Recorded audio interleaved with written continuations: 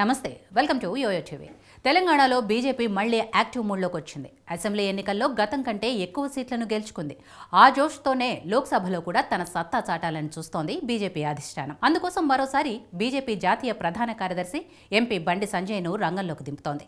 Karimnagar MP స్థానంతో పాటు మిగతా స్థానాల్లో గెలుపు బాధ్యతను అధిష్టానం బండి సంజయ్కు అప్పగించినట్లు తెలుస్తోంది. ఈ నేపథ్యంలో ప్రజాహితమే లక్ష్యంగా కేంద్ర అభివృద్ధి పథకాలను జనంలోకి తీసుకువెళ్లటమే ధ్యేయంగా బండి సంజయ్ ఈ నెల 10 నుంచి ప్రజా సంగ్రామ యాత్ర మొదలు పెట్టనున్నారు. 17 స్థానాల్లో కాషాయ జెండా ఎగరేయటమే అంతిమంగా ఈ యాత్ర కొనసాగుతోంది. అయితే బండి సంజయ్ మొదటగా తన పార్లమెంటరీ నియోజకవర్గమైన కరీంనగర్ పార్లమెంటు పరిధిలోని అన్ని మండలాలను వీలైనన్ని ఎక్కువ గ్రామాల్లో పాదయాత్ర చేసేలా రూట్ మ్యాప్ను సిద్ధం చేసుకున్నారు.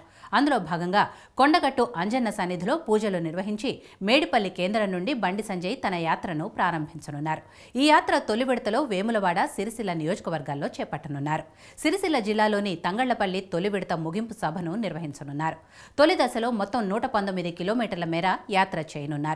ఆయా నియోజకవర్గాల్లోని అన్ని మండలాల్లో యాత్ర చేయడంతో పాటు అధిక సంఖ్యలో గ్రామాల్లోకి వెళ్లి ప్రజలతో మమేకమవుతారు.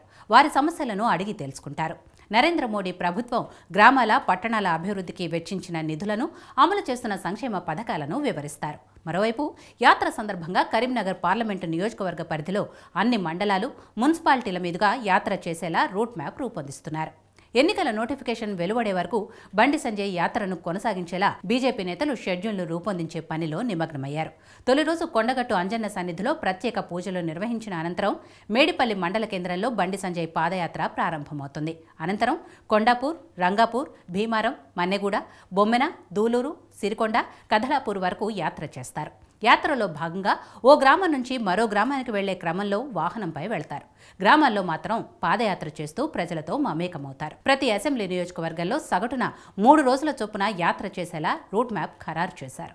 మంగళవారం కరీంనగర్లోని పద్మశాలి సంఘం భవన్లో యాత్ర ఏర్పాట్లపై బీజేపీ నాయకులతో సమావేశమయ్యారు. కరీంనగర్ రాజన్న సిరిసిల్ల జిల్లా అధ్యక్షులు గంగాడి కృష్ణారెడ్డి, ప్రతాప రామకృష్ణతో పాటు పార్లమెంటు ప్రభారి మీసాల చంద్రయ్య, కన్వీనర్ బోయినపల్లి ప్రవీణ్ రావు సహా ఆయా జిల్లాల నుండి యాత్రకు సంబంధించి వివిధ విభాగాల బాధ్యులు హాజరయ్యారు.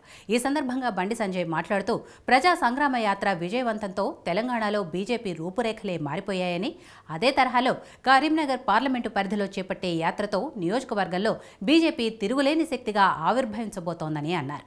ప్రజా సంగ్రామ యాత్ర చేసిన ప్రతి చోట బీజేపీ బలపడిందని, ఓటింగ్ శాతం కూడా పెరిగిందని బండి సంజయ్ చెప్పారు.